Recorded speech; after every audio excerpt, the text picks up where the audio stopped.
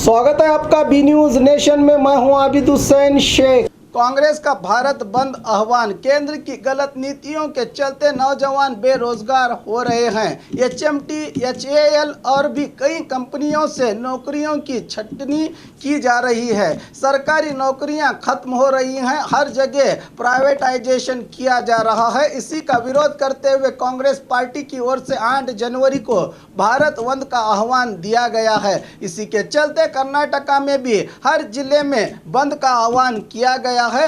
इसकी जानकारी देते हुए केपीसीसी कार्मिक घटक के अध्यक्ष एस प्रकाश ने आज बीजापुर जिला कांग्रेस दफ्तर में दी, जिसमें जिला अध्यक्ष राजू अलगुर, कई पदाधिकारी और कार्यकर्ता रहे मौजूद।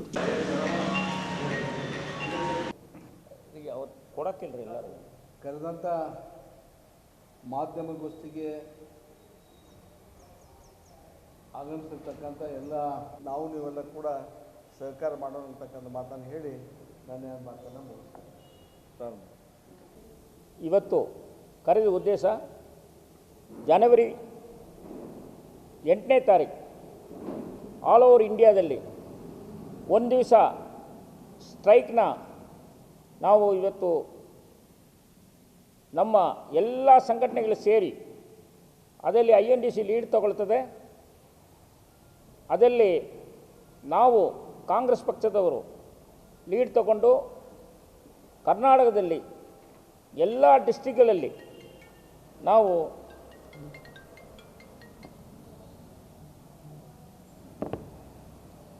ಒಂದು ದಿವಸ ಸ್ಟ್ರೈಕ್ನ ಹಮ್ಮಿಕೊಂಡಿದ್ವಿ. ಇದು ಯಾಕೆ ಅಂತ ಹೇಳಿದ್ರೆ, ಇವತ್ತು BJP ಸರ್ಕಾರದಿಂದ ಕಾರ್ಮಿಕರಿಗೆ ಭಾಳ ಅನ್ಯಾಯ ಆಗಿದೆ. ಭಾಳ ಅನ್ಯಾಯ ಅಂತ ಹೇಳಿದ್ರೆ, ಪಬ್ಲಿಕ್ ಸೆಕ್ಟರ್ ಯೂನಿಟ್ನ ಅದು BEL, HMT, HAL ಈ ಥರ ದೊಡ್ಡ ದೊಡ್ಡ ಕಾರ್ಖಾನೆಯಲ್ಲಿ ಇವತ್ತು ಕೆಲಸದಲ್ಲಿ ಕಾರ್ಮಿಕರನ್ನ ಕಡಿಮೆ ಮಾಡಿದ್ದಾರೆ. ಒಂದು ವರ್ಷಕ್ಕೆ 100% ಇಂಜಿನಿಯರ್ ಆಚೆ ಬಂದರೆ ಅವರಿಗೆ 15% ಕೆಲಸ ಸಿಗ್ತಾ ಇಲ್ಲ. ಆಮೇಲೆ BE ಓದಿರೋರನ್ನ ನೇಮಂದೆಯಲ್ಲಿ ಸುಮಾರು 11,000 ರೂಪಾಯಿ ಕೊಟ್ಬಿಟ್ಟು ಕಾರ್ಖಾನೆಯಲ್ಲಿ ಅವ್ರನ್ನ ಟ್ರೈನಿಂಗ್ ಅಂತ ಹೇಳಿ ತಗೊಂಡು ಅವ್ರನ್ನ ಪರ್ಮನೆಂಟ್ ಎಂಪ್ಲಾಯಿ ಏನು ಕೆಲಸ ಮಾಡ್ತಾರೋ ಅದೇ ಕೆಲಸವನ್ನು ಅವ್ರು ಮಾಡೋಕ್ಕೆ ಬಿಡ್ತಾ ಇದ್ದಾರೆ. ಪರ್ಮನೆಂಟ್ ಎಂಪ್ಲಾಯಿಗೆ 80,000 70,000 ಅಂತ ಕೊಡ್ತಾ ಇದ್ದಾರೆ.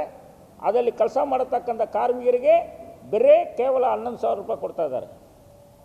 ಅದು ಮಾತ್ರ ಅಲ್ಲ, ಪ್ರೈವೇಟೈಸೇಷನ್ ಮಾಡ್ತಾ ಇದ್ದಾರೆ.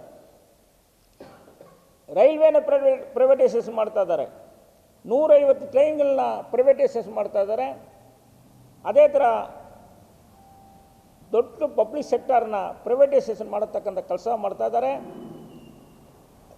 ದೊಡ್ಡ ದೊಡ್ಡ ಕಾರ್ಖಾನೆಯಲ್ಲಿ ಎಕ್ಸಾಂಪಲ್ ಭಾರತ್ ಎಲೆಕ್ಟ್ರಾನಿಕ್ಸ್ ಲಿಮಿಟೆಡ್ ಇರ್ಬೋದು, BEL ಭಾರತ್ ಎರ್ತ್ ಮೂವರ್ಸ್ ಇರ್ಬೋದು. ಈ ಥರ ದೊಡ್ಡ ದೊಡ್ಡ ಕಾರ್ಖಾನೆಯಲ್ಲಿ ಸುಮಾರು 4,000 ಜನ ಕೆಲಸ ಮಾಡಿದ್ರೆ ಅದರಲ್ಲಿ ಒಂದು 300 ಜನ 400 ಜನ ಪರ್ಮನೆಂಟ್ ಎಂಪ್ಲಾಯಿ ಇರ್ತಾರೆ. ಅದರಲ್ಲಿ 3,500 ಜನ 4,000 ಜನ ಕಾಂಟ್ರಾಕ್ಟ್ ಲೇಬರ್ಸ್ ಇರ್ತಾರೆ. ಕಾಂಟ್ರಾಕ್ಟ್ ಲೇಬರ್ಸ್ನ ಅಬಾಲಿಷ್ ಮಾಡಬೇಕು, ಈಕ್ವಲ್ ಪೇಮೆಂಟ್ ಕೊಡಬೇಕು. ಯಾಕಂದರೆ ಈಕ್ವಲ್ ಕೆಲಸ ಮಾಡ್ತಾರೆ ಅವರು. ಸುಮ್ಮನೆ ಕಾಂಟ್ರಾಕ್ಟ್ ಲೇಬರ್ಸ್ ಅಂತ ಹೇಳಿ ತಗೊಂಡು ಕಡಿಮೆ ಸಂಬಳ ಮಾಡಿ ಕಾಂಟ್ರಾಕ್ಟ್ ಲೇಬರ್ಸ್ಗೆ ಆದಾಯ ಮಾಡಿಕೊಡ್ತಾರೆ. ಕಾಂಟ್ರಾಕ್ಟ್ ಲೇಬರ್ಸ್ ಓನರ್ಗೆ ಆದಾಯ ಮಾಡಿಕೊಡ್ತಾರೆ ಹೊರತು ಕಾರ್ಮಿಕರಿಗೆಲ್ಲ ಅನ್ಯಾಯ ಆಗಿದೆ. ಅದಕ್ಕೆ ನಮ್ಮ ಒಕ್ಕೂಟದಿಂದ ಕಾಂಟ್ರಾಕ್ಟ್ ಲೇಬರ್ಸ್ನ ಅಬಾಲಿಷ್ ಮಾಡಬೇಕು, ನಂಬರ್ 1. ಎರಡನೇದು, ಲಾಭದಲ್ಲಿ ಬರತಕ್ಕಂಥ ಕಂಪನಿಗಳನ್ನ ಯಾವುದೇ ಕಾರಣಕ್ಕೂ ಪ್ರೈವೇಟೈಸೇಷನ್ ಮಾಡಬಾರ್ದು. ಅದರಲ್ಲಿ ನಿನ್ನೆ ಮೊನ್ನೆ ಎಲ್ಲ ನೀವು ನೋಡಿರ್ಬೋದು, ಏರ್ ಇಂಡಿಯಾ, ಇಂಡಿಯನ್ ಏರ್ಲೈನ್ಸ್ ಈ ಥರ ದೊಡ್ಡ ದೊಡ್ಡ ಕಂಪನಿಯಲ್ಲಿ ಕೆಲಸ ಮಾಡೋರು ಕಾರ್ಮಿಕರನ್ನ ಕಡಿಮೆ ಮಾಡಿದ್ದಾರೆ. ಅದಕ್ಕೆ ಅವ್ರ ಕಾರಣ ಏನಂತ ಹೇಳಿದ್ರೆ, BJP ಸರ್ಕಾರ ನಾವು ಲಾಭದಲ್ಲಿಲ್ಲ, ನಷ್ಟ ಆಗಿದೆ, ಅದರಿಂದ ನಾವು ಅದನ್ನು ಪ್ರೈವೇಟೈಸೇಷನ್ ಮಾಡ್ತೀನಿ ಅಂತ ಹೇಳ್ತಾವ್ರೆ. ನರೇಂದ್ರ ಮೋದಿ ಸಾಹೇಬರಿಗೆ ನಾವು ಕಾರ್ಮಿಕರ ಒಕ್ಕೂಟದಿಂದ ನಾವು ಹೇಳ್ತಾ ಇದ್ದೀವಿ, ಯಾವುದೇ ಕಾರ್ಖಾನೆಯಲ್ಲಿ ಇರಲಿ, ಯಾವುದೇ ದೊಡ್ಡ ದೊಡ್ಡ ಕಂಪನಿಗಳಿರಲಿ, ಪ್ರೈವೇಟ್ ಸೆಕ್ಟರ್ ಇರಲಿ, ಪಬ್ಲಿಕ್ ಸೆಕ್ಟರ್ ಇರಲಿ, ಒಂದು ಕಂಪನಿ ಲಾಸ್ ಆಗಿದೆ ಅಂತ ಹೇಳಿದ್ರೆ ಅದಕ್ಕೆ ಅಡ್ಮಿನಿಸ್ಟ್ರೇಷನ್ ಕಾರಣ. ಬ್ಯಾಡ್ ಅಡ್ಮಿನಿಸ್ಟ್ರೇಷನ್ದಾನೇ ಲಾಸ್ ಆಗ್ತದೆ.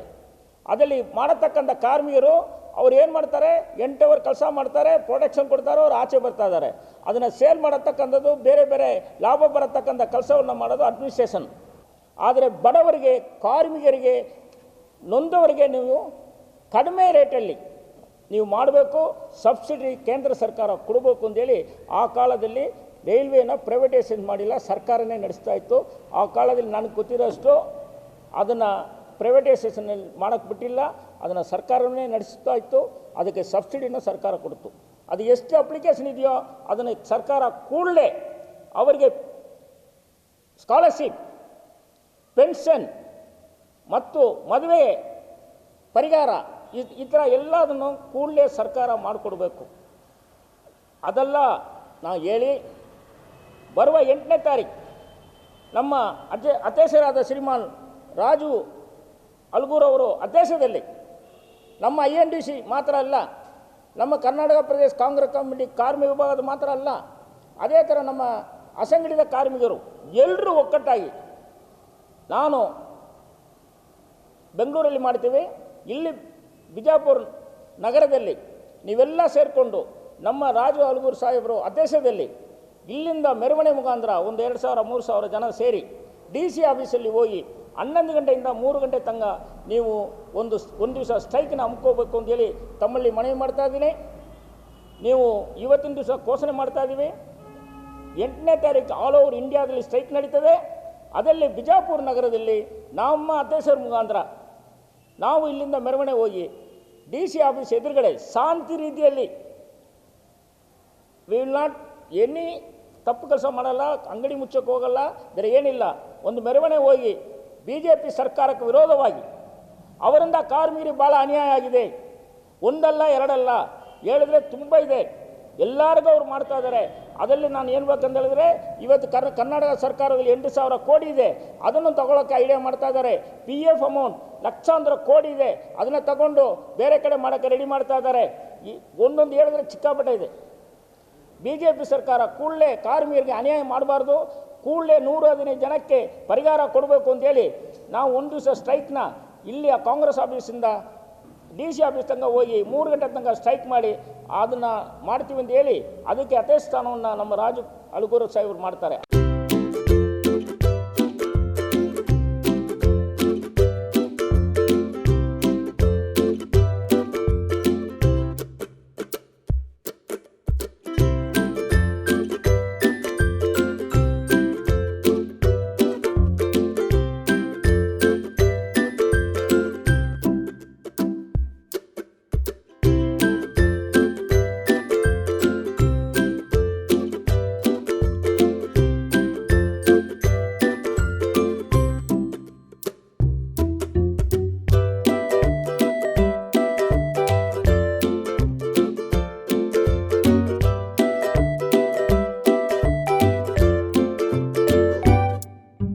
न्यूज नेशन के लेटेस्ट न्यूज़ों को अपने मोबाइल में देखने के लिए यूट्यूब में बी न्यूज नेशन के चैनल के सब्सक्राइब आइकॉन को दबाएं और फिर बेल आइकॉन को दबाने पर आप लेटेस्ट न्यूज़ों को देख सकते हैं।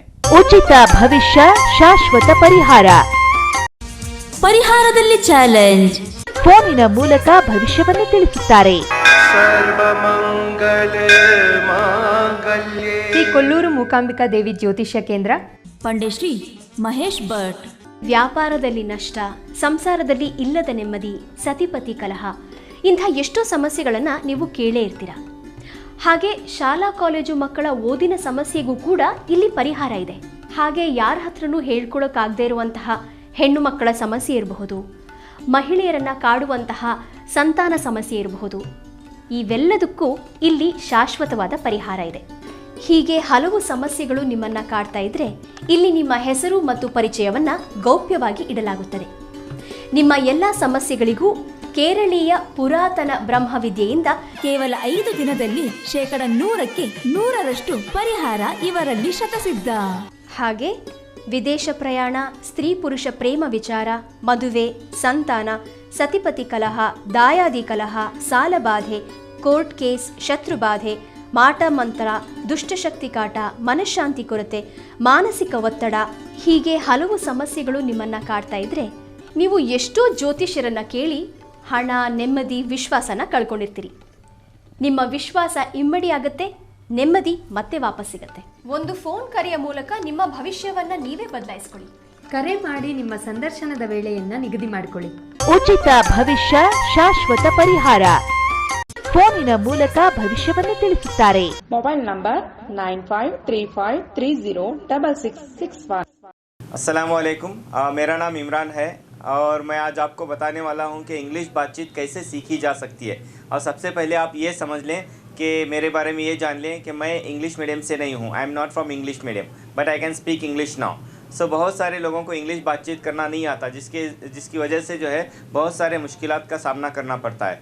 तो सबसे पहले हमारा एक प्रॉब्लम ये है कि हमें मीनिंग्स याद नहीं रहते, वोकैबुलरी हमारी वीक रहती हैं, तो जिसका इम्प्रूव करना बहुत ही ज़्यादा ज़रूरी है। मिसाल के तौर पर अगर मैं आपसे एक सवाल करता हूँ, मैं खा रहा हूँ या खा रही हूँ इंग्लिश में कैसे बोलेंगे, तो आपका जवाब होगा डेफिनेटली आई एम ईटिंग। ठीक है, तो अगर मैं आपको ये सवाल करता हूँ कि मैं निगल रहा हूँ या निगल रही हूँ कैसे आप बोल सकते हैं, तो बहुत सारे लोगों को यहाँ पे मुश्किल होती है क्योंकि निगलने का मीनिंग याद नहीं रहता।